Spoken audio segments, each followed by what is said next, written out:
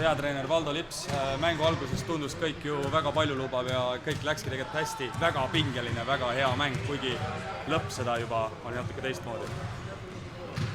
Võitlesime igal juhul tugevasti ja esimene poolaeg oli kaitse, oli ka jälle võitluslik ja hea, välja arvatud seal ühe viskaja jätsime viskamata.